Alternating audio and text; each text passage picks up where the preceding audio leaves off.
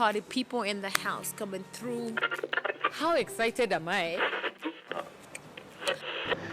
Bob Marley, hapana hii ni yangu.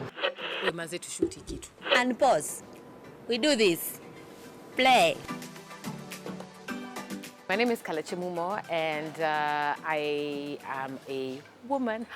Anyway, I am a person who loves life. I love stories. I love getting to know what drives people.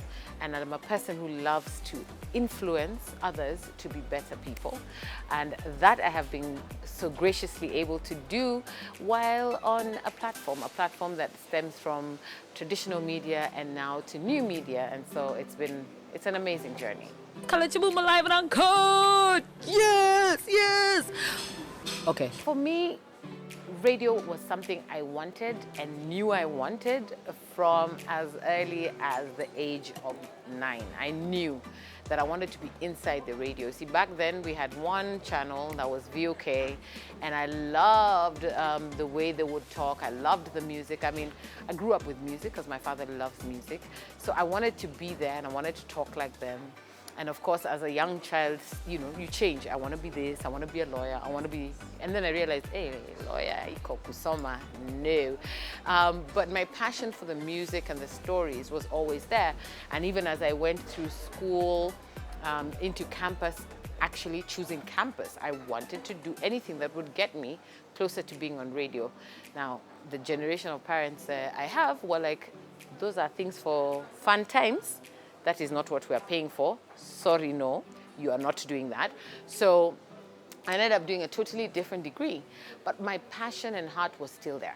All along, doing drama, being in music, wanting to participate in anything that would get me to a stage where, you know, I'd entertain.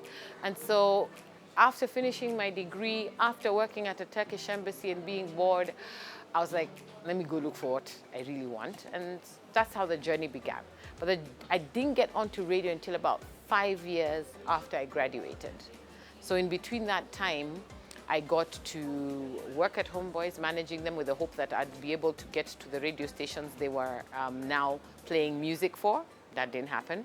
And then I got to a studio where they were like, listen, we'll train in production. And I figured, so if I learn how sound engineering works, then I'll be better equipped the day I get onto radio because I know technical. And that's exactly how it worked out for me.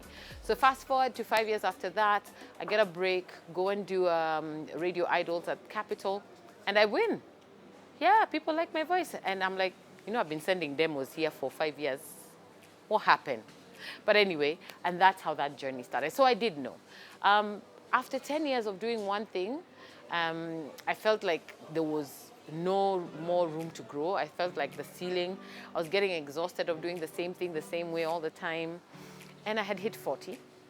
And I had, you know, these things you tell God that, me by the age of 40, surely I do not want to be employed anymore. Then God says, okay.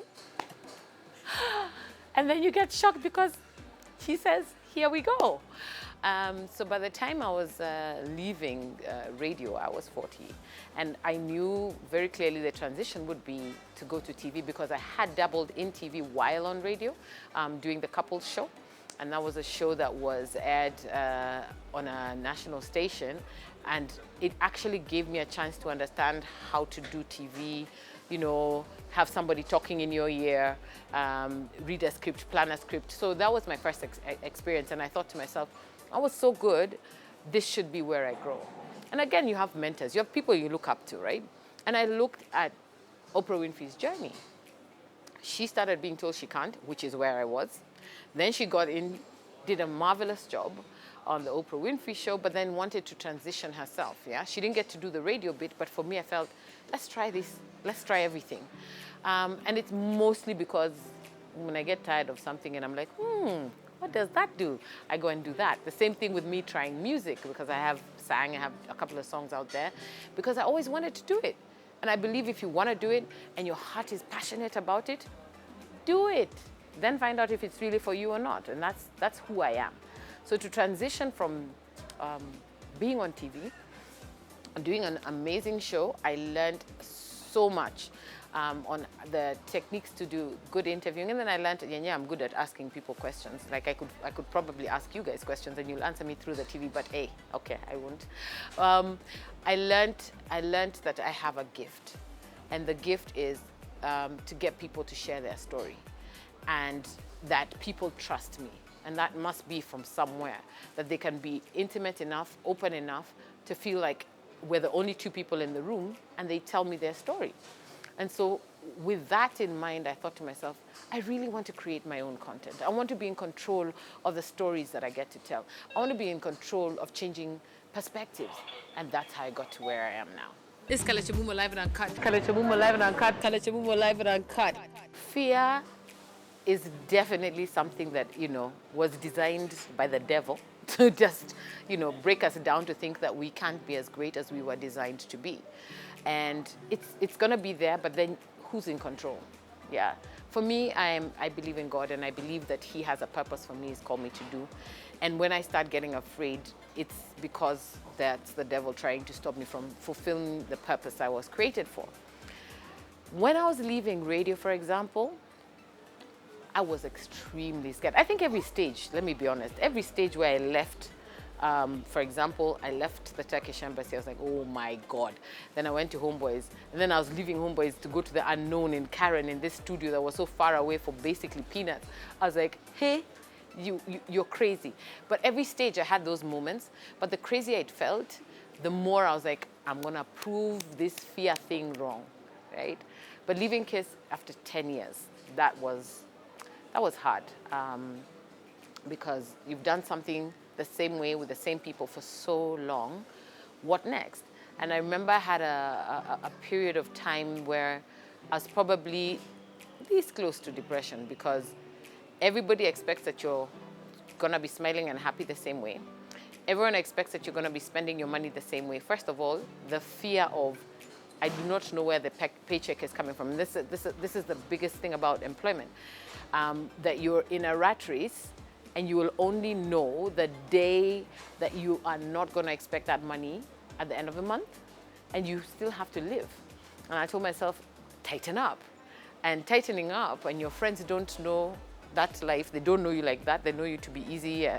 Oh, let's go to SA. You go, oh, let's go. And all of a sudden I'm like, no, no.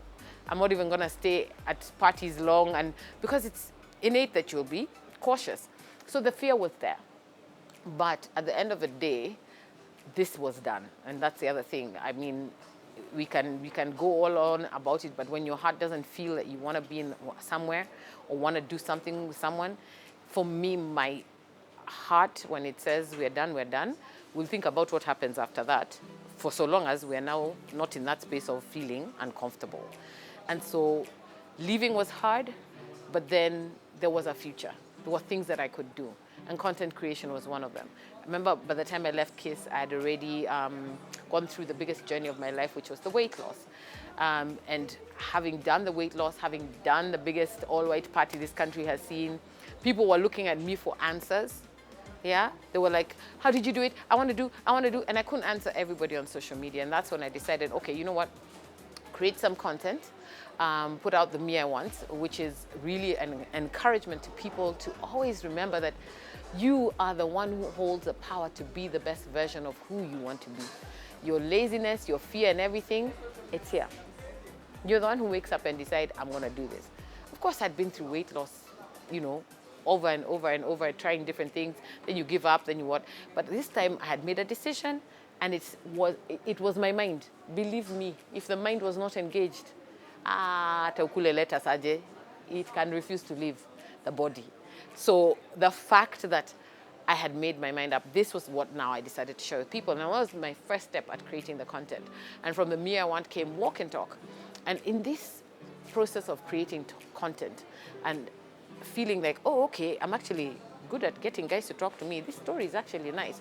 I did that for a year, and then I felt, okay, is there any more content we could talk about this weight loss thing? No. Do I want it to be what defines me? No. Am I so passionate that this is the thing? Because remember, I wasn't doing it because I wanted the attention. I was doing it for my life, right?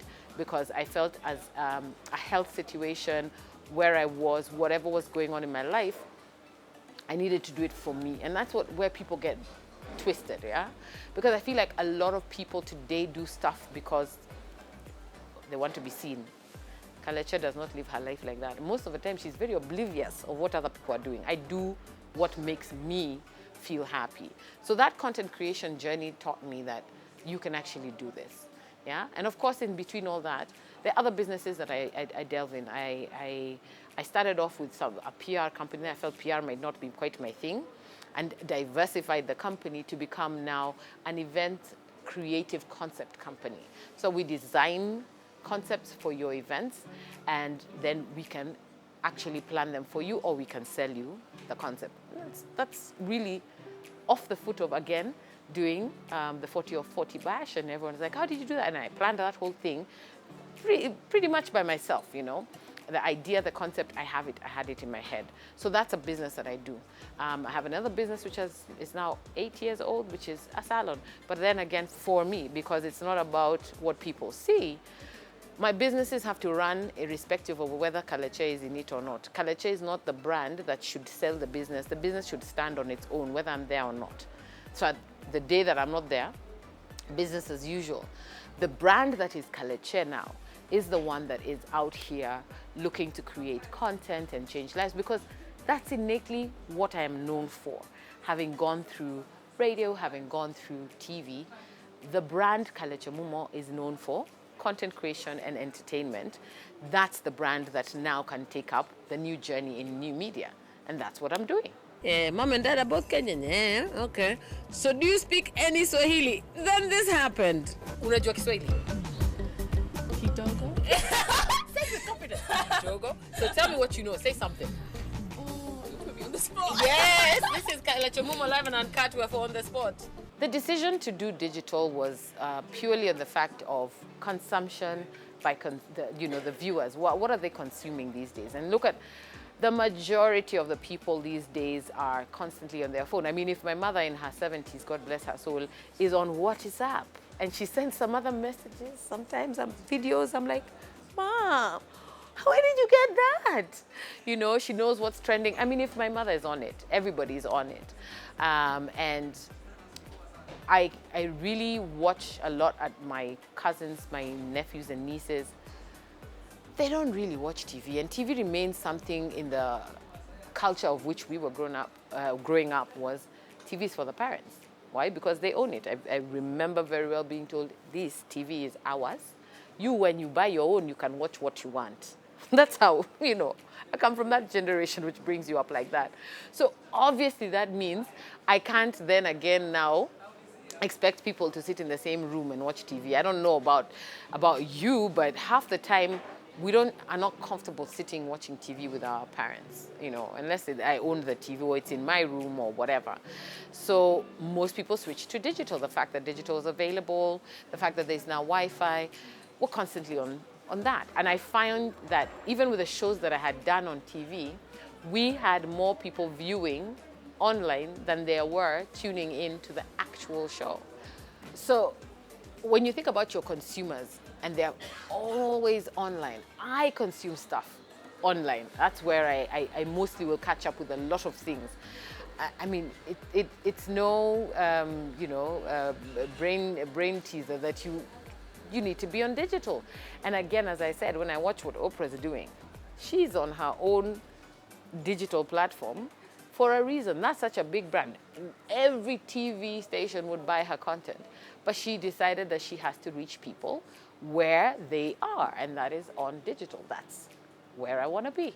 The woman that she has become, the person that she is, she's true to herself because she realized how she's supposed to live in relationships. It starts with loving you.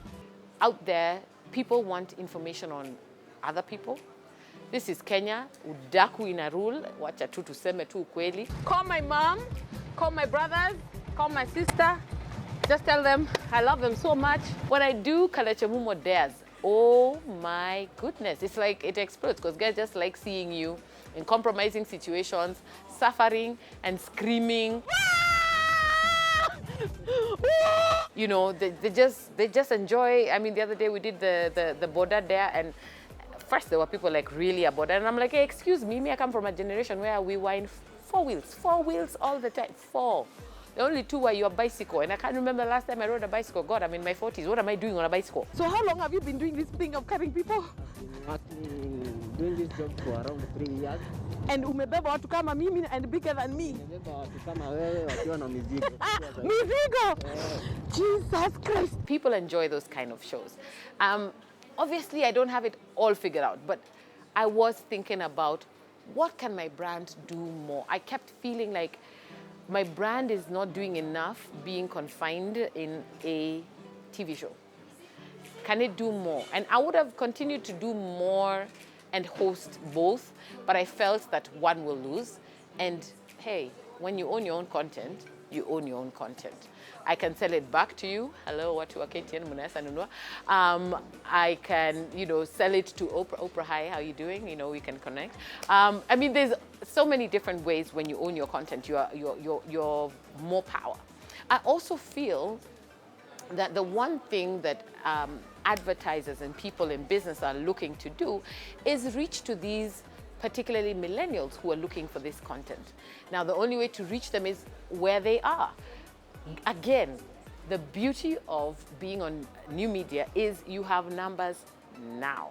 I don't have to wait for Sujui, which company, to come and collect numbers and tell me, oh, here are the people who are viewing. Who are they? Where did you find them?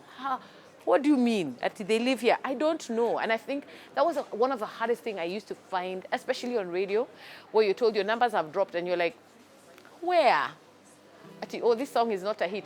Last time I was out, I saw it was a hit, So it removes us from the unknown of collecting research and data to a very fixed way, because these platforms have been designed to give you the age group. It will tell you how many men, how many women. It will tell you where they live. It will almost tell you what they like. So if I come and present that to you, hey, advertisers, this is what I'm saying. I talk to these people, these people, these people. This is what they like, this is what they like. And your brand ascribes to these people. Quicker way of making money, and probably a lot cheaper than it would be to go through the traditional media. Okay. So stop watching me like that. I can't play when I'm you not look at watching me. you, I'm watching the thing. Okay, I'll watch you. Okay, just talk. Look forward. Look at your camera. Your camera is over there. Look there. All right, so what we have here is an attempt at Kai. a Kamba trying to build something. I think in life we go through phases, we go through changes, and most times we're afraid of what those changes are. As human beings, we're innately stuck to, if this is working, why should I change? I mean, times are changing, why should I change?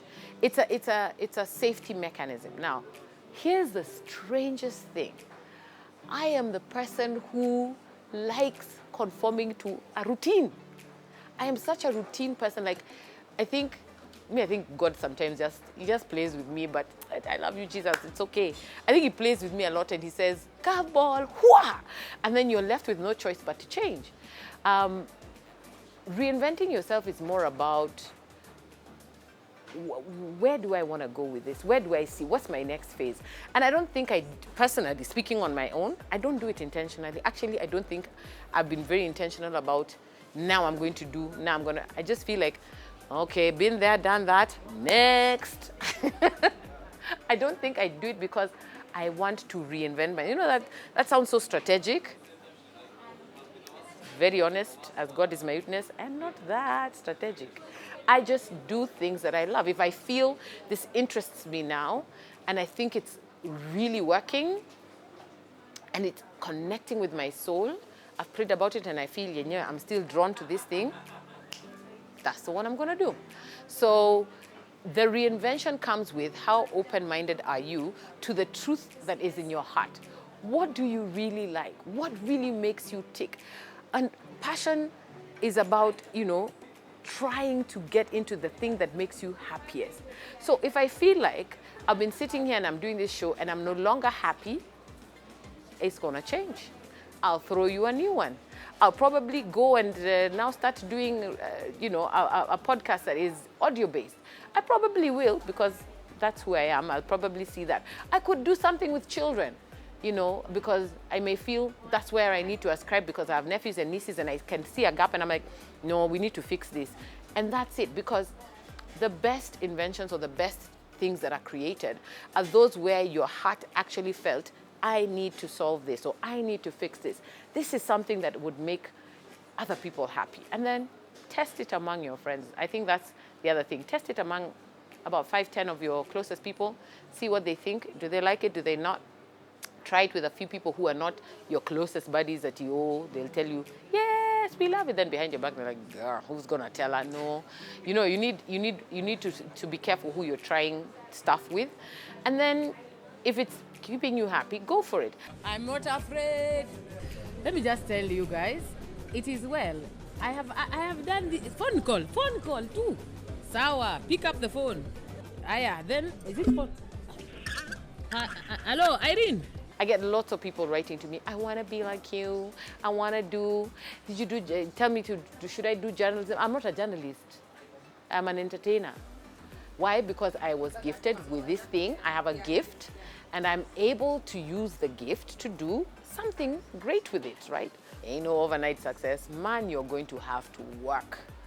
If you're not ready to put in the hours, the research, the brokenness, yeah, because it's gonna be part of this thing, that there will be no money for a long time before people start buying into it, especially if it's a new thing that you're doing.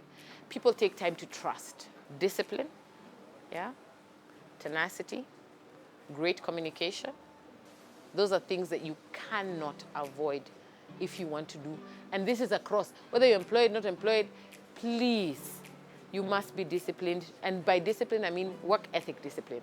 That show up when you say you're supposed to show up, okay? Do the job when you're supposed to do the job. I find that there's so many excuses among the millennials. It's like, first, you ask something, why didn't you do this? Silence. I'm like, so now, what happens after that? Say something, communicate. Did you say we go? Am I supposed to go like that? I can't go like that way. That's too scary. I think for women, we love to talk a lot. Our men get exhausted listening to us. So if we have a place where we can share, hey, welcome to my channel. Please do not disrespect those people, because there are people who are excited to be on their channel, okay? Okay, do not disrespect them. And anyway, this is the beauty of it. It's their content. Kama upendi, next. You know, women supporting women, I think we are still very far on that women supporting women campaign. And this is the world over. I don't think it's unique to Kenya. That people are intimidated by the next woman because, one, as a woman, you have to work twice as hard as a man to get to any position across the board. You have to work twice as hard. And if you meet another woman who's working harder than you, you panic. I don't know why, because you see, this is the thing. You can never be me and I can never be you, right? And whatever makes you you, there's that unique thing that makes you who you are, that allows you to be able to do what it is that you do that I could never be able to do. And there's that thing that I do as Kalekye that is uniquely me and that you would never be able to do. Please, can we all just shine? Let's all shine in the things that we do. Let's shine in the positions where we are. And if there's something I believe in, is uplifting the next person, male or female, for me, it doesn't really matter. I think if you are confident, again, we go back to knowing who you are, those things will never shake you. Because if you're confident in knowing I am a strong woman who does this, who does this, who does this, nobody can take it away from you if you know it, right? And you trust it and you believe it and you have the faith that this is who you are. Shake the world over, I'll still remain the same. Then you will not be afraid supporting other women. I think our biggest step to take is understanding who we are, what purpose did we come to fulfill on this earth, and being very clear instead of grappling to be other people. And that's why you start having the green eye over someone else. The grass is not always green on the other side, honeys. No. Karibieni huku tuna create content. Mazeni kubaya. It's hard. It is hard. I will not lie to you. It is hard. But I want it so bad, I'll keep doing it. no matter what it takes. I mean, if come and buy, I will be sitting with my phone and still creating content in my bedroom. These are the people who brought it all. Yeah, these are the guys. They just, you know, make my life insanely hell. I don't like any of you. I don't like you, any of you. I would like to leave a legacy of the greatest storyteller, the person who gets people to open up and share their deepest stories, the things that are intimate to them. I want to be remembered as that person who helped others, even as we sat there in an interview, discover something about themselves. And that thing they discovered helped a multitude of 20 plus people at each given time. I would like to help people in that way through the stories. That's the legacy I want to leave. Lately, fun has been a thing of the past. I only just got to know about, you know, this location just the other day because I just had not come because I had not made the time. But most of the places that make me happy right now, given that I'm extremely busy and, you know, working on this new baby that is Kalekye Mumo Live and Uncut on KM Network, is that I find my time in church. Our Bible studies are just the bomb. I will find my joy in singing worship and a good laugh with friends, a trip, you know, with family, out of town, family trips.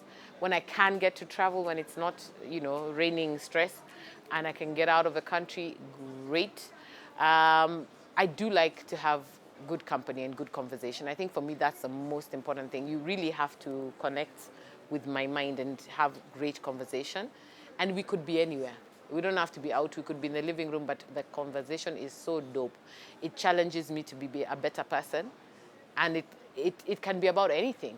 But yeah, that. And if I could blink and find myself in Greece, blink, find myself in Paris.